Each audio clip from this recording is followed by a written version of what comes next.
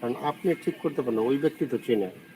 ভালো মানুষ দু একটা সমাজে আছে, তারা সত্য কথা বলে, তাদের সত্যের যেরকম বিনাশ নেই, এই লোকগুলার বুকে সাহস ভরা, এদের কোনো বিনাশ নেই, এরা স্বার্থের জন্য কাজ করে না, একমাত্র আল্লাহ রেজাবন্দির জন্য এরা কাজ করে।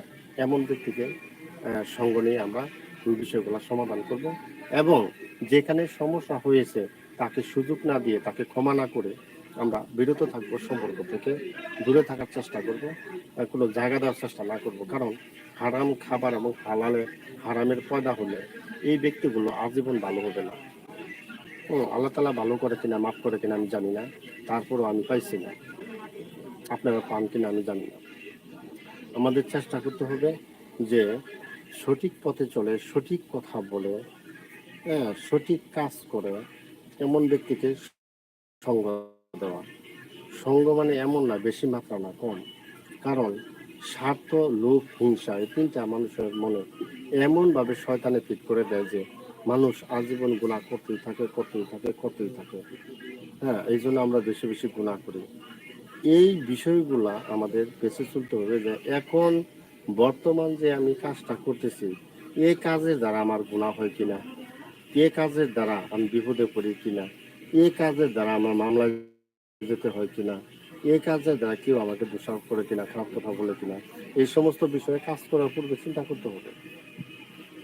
অবশ্যই আমরা জেনে বুঝে শুনে খুব খেয়াল করে, যদি সম্ভব না হয় চুপ থাকবো, নিজের কাজ নিজে করব, কথাগুলো দু চারটে উত্তর দিব, তবে আমরা চলাফেরা করব।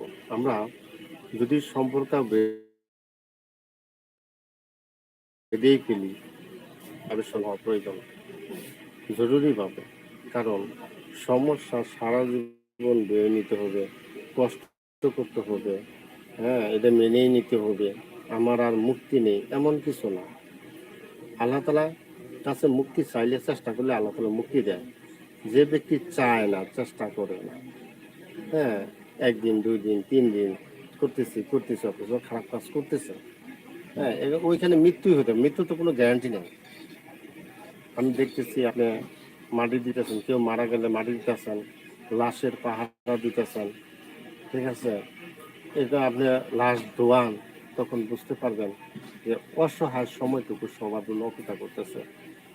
এই সময়টুকু আমাদের সবার অপেক্ষা করতেছে। কাজে আমরা চেষ্টা করব অতি তাড়াতাড়ি সংশোধন হওয়ার জন্য। আল্লাহ তাআলা আমাদেরকে দুনিয়াতে পাঠিয়েছেন, আবার চলে যেতে হবে, এটা বাস্তব। এনি টাইম, যেহেতু এনি টাইম, এই জন্য আমাদের গুনাহ থেকে বেঁচে থাকতে হবে। এবং যদি বেঁচে থাকি, আল্লাহ তাআলা দুনিয়াতে আমাদের সমস্যায় রাখবেন না। আর যখন যা প্রয়োজন, আল্লাহ তাআলা প্রয়োজন মিটাবেন, এবং দিলে একটা প্রশান্তি আসবে। এই প্রশান্তিটাই হলো সুখ। হ্যাঁ, সুখ জিনিস যদি আমরা না বুঝি, আমরা নিজেরা অশান্তি তৈরি করে পরে আরো 5 জনকে অশান্ত তৈরি করি। আমি বিপদে পড়ছি, 5 জনকে বিপদে ফেলাই। আমি সুখে খাইতেছি, 5 জনকে বিপদে ফেলাই। মিথ্যা কথা বলি, মিথ্যা কথা বলে আমরা অনেকে বিপদগ্রস্ত করে ফেলি। এই কাজটা আমরা করবো না আল্লাহর রাস্তায়। কারণ এই সমস্ত মানুষকে ঘৃণা করি। কাজে আমি গরিব বলে অনেক সুখে আছি, আলহামদুলিল্লাহ। আল্লাহ তাআলা আমাকে যথেষ্ট দল দিয়েছে, যখন যা প্রয়োজন তখন তা আমি আল্লাহ তাআলা দিতেছে, প্রয়োজন মিটতেছে। এবং আমরা চিন্তা করব যে আমলওয়ালা ব্যক্তির সন্ধান করার জন্য। একজন আমলওয়ালা ব্যক্তি আমার কাছে অনেক দামি। আপনার কাছে কেমন দামি আমি জানি না। আপনি চিন্তা করেন যে আমলওয়ালা ব্যক্তি যদি থাকে, সে কিরকম, তার সাথে 2-4টি ব্যবহার করে লেনদেন করে বুঝে নেবেন। অল্প ভাবে বুঝে নেবেন, দেখবেন যে এই ব্যক্তিটা কেমন, তখন তার সাথে সঙ্গ দিবেন। অধিক ধনী এবং টাকা গচ্ছিত রাখা